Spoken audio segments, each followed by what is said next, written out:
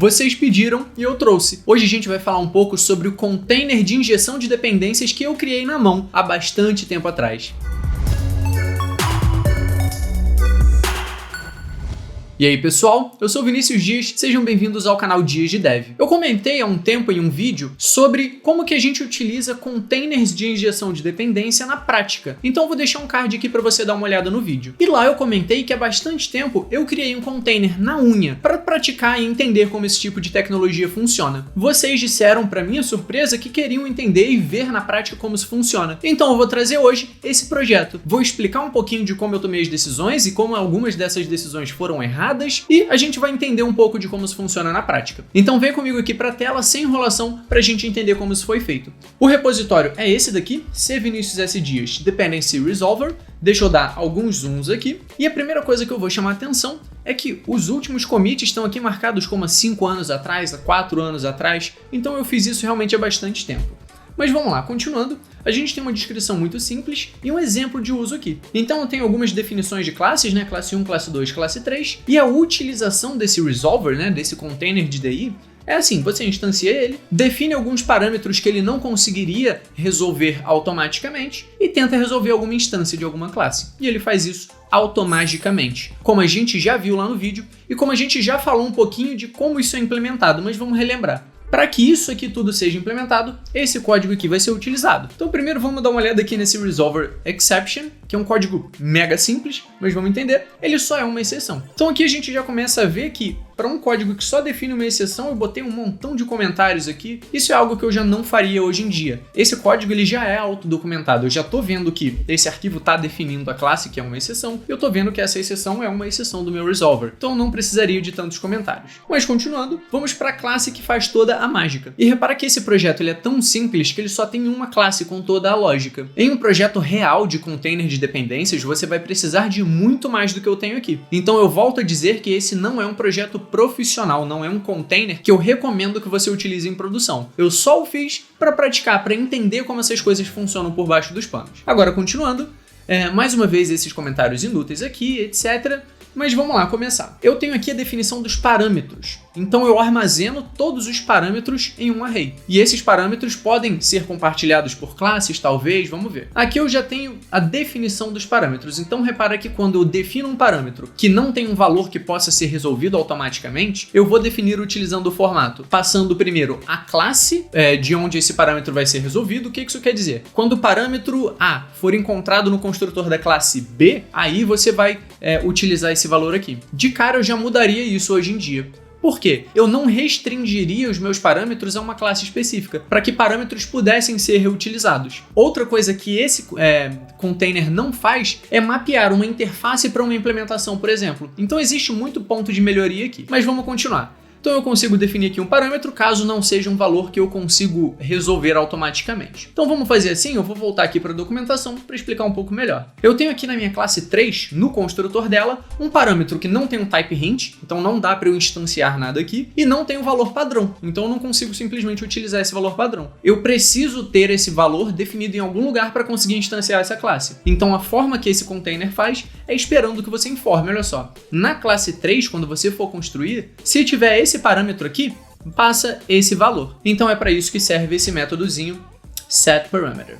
Mas vamos continuar. Agora a gente tem um método que realiza toda a lógica, que é o resolve. Ou seja, realmente pega toda a árvore de parâmetros necessários, faz toda a mágica que tem que fazer e devolve uma instância daquela classe. Então, dando uma olhada aqui, a gente vê que a utilização, a tecnologia utilizada é de reflection. E de novo, se você não sabe o que é reflection ou como utilizar, tem um vídeo aqui onde eu falo um pouco sobre isso. Então eu pego essa classe e dessa classe eu pego o construtor. E a partir do construtor eu começo a realizar toda a lógica. Então repara que aqui aconteceu algum problema da indentação, parece que teve um tab, mas tudo bem. Se não tiver um construtor, ou seja, a classe que eu estou tentando resolver não tem um construtor definido. Então tudo que eu preciso fazer aqui é criar uma instância dessa classe sem tentar chamar construtor.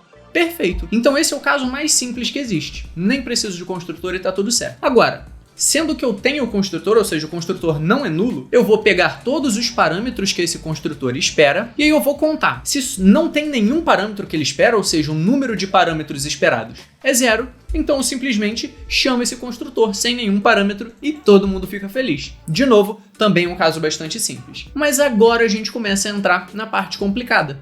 Então o que vai acontecer aqui? Eu vou tentar, a partir dos parâmetros que eu peguei através de reflection, tentar resolver os argumentos que eu preciso efetivamente passar para minha classe que eu quero resolver. E repara que, após resolver todos esses argumentos, pegar e parsear esses argumentos e criar todas as classes que forem necessárias, ou pegar valor padrão e etc., depois disso tudo, eu passo para o construtor da minha classe que eu estou tentando resolver. Então, de novo, através de reflection, eu estou instanciando essa nossa classe. Mas beleza, vamos ver como que é esse try new argument. E esse try aqui é porque esse método provavelmente lança uma exceção. E dando uma olhada aqui nos comentários, realmente é esse o caso. Esse try significa que eu vou pegar os argumentos, mas na verdade eu vou tentar pegá-los, porque alguma coisa pode acontecer de errado. E aqui tem a coisa que eu com certeza seria a primeira coisa que eu mudaria se eu fosse escrever isso hoje, porque eu tô passando esse argumento aqui por referência. Mas vamos lá. Para cada um dos parâmetros que essa classe espera, eu vou tentar resolvê-los e adicionar nesse array de argumentos aqui. E depois eu devolvo ele. Eu honestamente não faço ideia de por que eu tô esperando esses argumentos, esse array de argumentos por referência, ao invés de simplesmente retornar cada um dos valores. Mas foi assim que está implementado, então eu estou mostrando a realidade para vocês sem limpar antes de mostrar. E aqui fica já uma mensagem desse vídeo. Se você não pegar um código antigo seu e achar várias falhas, achar vários lugares onde você melhoraria, talvez você não esteja evoluindo. Então é interessante você pegar algum código antigo seu de 2 anos, 3 anos ou até um pouco mais recente, talvez 6 meses. Se você não encontrar nada que você faria diferente, é um ponto para se preocupar. Então acho que só essa dica já vale o like, né?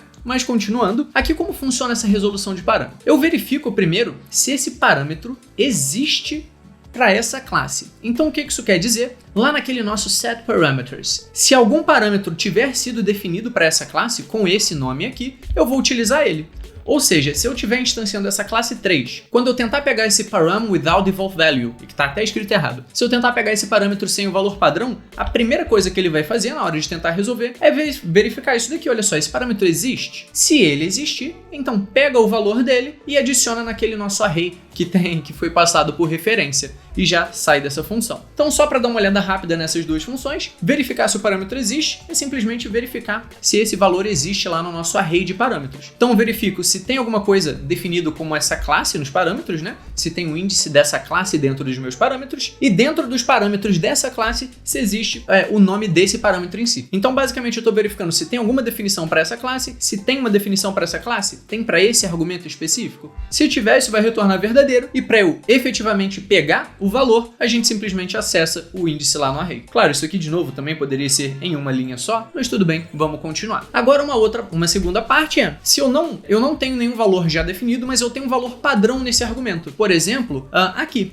eu tenho um parâmetro que eu defini e esse parâmetro tem um valor padrão. Então eu simplesmente utilizo esse valor padrão, não tento reinventar a roda. Então, de novo, pego esse valor padrão e adiciono aquela minha referência dos argumentos. Agora entra a parte um pouco relativamente mais complexa, vamos dizer assim. Eu estou verificando se esse parâmetro não tiver um tipo definido, ou seja, não tem um type hint. E também, ou então, ele é de algum tipo nativo do PHP, ou seja, é um inteiro, é um booleano, é um array, é uma string, é algo que eu não consiga resolver, ou seja, ele não tem um tipo definido, mas se tiver, é um tipo que eu não consigo resolver, eu não consigo instanciar, então eu lanço uma exceção e digo, olha só, tentei tudo que eu podia, mas agora realmente é algo que eu não consigo resolver. Então ele lança uma exceção aqui para informar que é um caso realmente excepcional, é um erro, a gente não deveria cair nesse caso. Mas caso contrário, ou seja, esse parâmetro tem um tipo e esse tipo não é um tipo nativo do PHP, é alguma classe, por exemplo, ele vai pegar o nome desse tipo, ou seja, se for uma classe, vai pegar o nome dessa classe e vai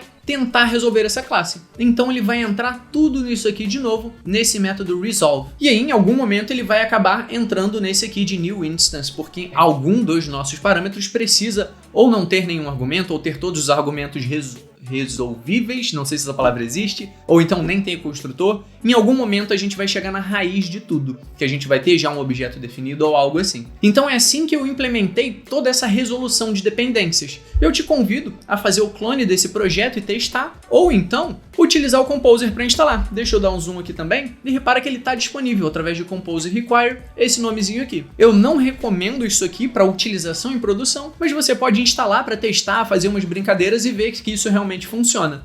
Eu tô vendo aqui que tem 19 instalações, provavelmente de pessoas próximas a mim que foram testar. Acredito que isso esteja realmente sendo utilizado, mas inclusive fica aí um desafio para vocês adicionarem na documentação que esse projeto não é recomendado para uso em produção. E inclusive, decidindo isso agora, eu vou adicionar aqui um tópico de Hacktoberfest. Ou seja, se algum de vocês quiser adicionar essa informaçãozinha na documentação, esse commit vai valer para o Hacktoberfest. Inclusive, eu estou utilizando a camisa do projeto da Hacktoberfest, essa é a camisa de 2019. Se vocês não conhecerem esse projeto, comenta aqui. E agora um último recado antes de finalizar, é que esse vídeo, se tudo der certo, tá saindo um dia antes do meu aniversário. Eu faço aniversário dia 15 de outubro e esse vídeo vai sair dia 14. Então, deixa aqui nos comentários um parabéns também, manda um feliz aniversário pra mim. E se você quiser receber conteúdos como esse, não se esqueça de se inscrever no canal também.